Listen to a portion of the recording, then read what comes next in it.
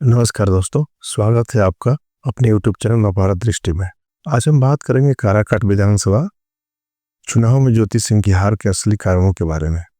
बहुत से लोग जानना चाहते हैं कि इतनी चर्चित और लोकप्रिय चहेते होने के बाद भी चुनाव क्यों हार गई। तो आइए मामलों को पूरा सरल और आसान भाषा में समझते हैं। दोस्तों, ज्योति सिंह इस बार किसी पार्टी से नहीं बल्कि निर्दलीय उम्मीदवार के रूप में चुनाव मैदान में उतरी थी। इसका सीधा मतलब है कोई बड़ा वोट बैंक आपके साथ नहीं था, कोई बड़ा संगठन उनके पीछे नहीं था और प्रचार के लिए पार्टी की ताकत और संसाधन भी नहीं मिले। आज के समय में एक मजबूत पार्टी का समर्थन चुनाव जीतने में बहुत बड़ी भूमिका निभाता है। निर्दलीय उम्मीदवार के लिए चुनाव लड़ना खुद में एक बड़ी चुनौती है। काराकाट सीट पर दो प्रमुख उम्मीदवारों के बीच कड़ा मुकाबला था। सीपीआई माले के डॉक्टर अरुण सिंह और जदयू के महाबली सिंह। इन दोनों के पास मजबूत राजनीतिक पकड़ है, अपने अपने समुदाय का वोट बैंक है और पार्टी की पूरी मशीनरी का सपोर्ट था। इन दो दिग्गजों के बीच चुनाव इतना खड़ा हो गया कि बाकी उम्मीदवारों के वोट अपने आप बढ़कर कम हो गए। यही वजह है कि ज्योति सिंह का वोट एक सीमित दायरे में ही सिमट कर रह गया। जहां अरुण सिंह और महाबली सिंह को लाखों वोट मिले, वहीं ज्योति सिंह को लगभग 23,469 वोट ही मिले।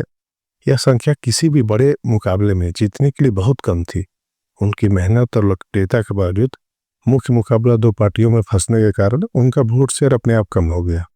अब चुनाव से ठीक पहले उनके पति और भोजपुरी स्टार पावर स्टार कौन सिंह से जुड़े कुछ निजी विवाद भी सुर्खियों में थे, जो भले ही सीधे चुनाव से संबंध तो नहीं रखते हो, लेकिन फैंस और जनता की नज़र इन बातों का असर पड़ता है।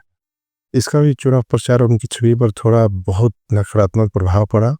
और चुनाव परिणाम आने के बाद ज्योति सिंह ने कहा, मैंने यह लड़ाई महिलाओं, शोषितों और वंचितों के लिए लड़ी। हार जीत जीवन का हिस्सा है।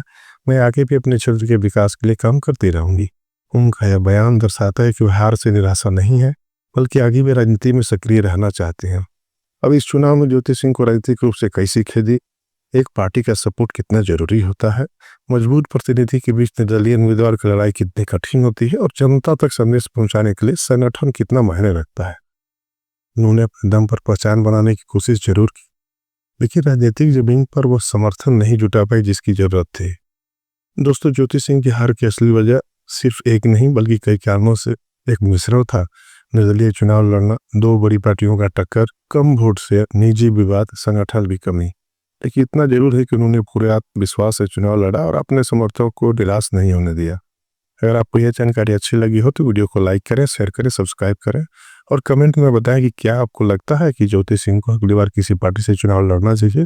धन्यवाद। जय हिंद।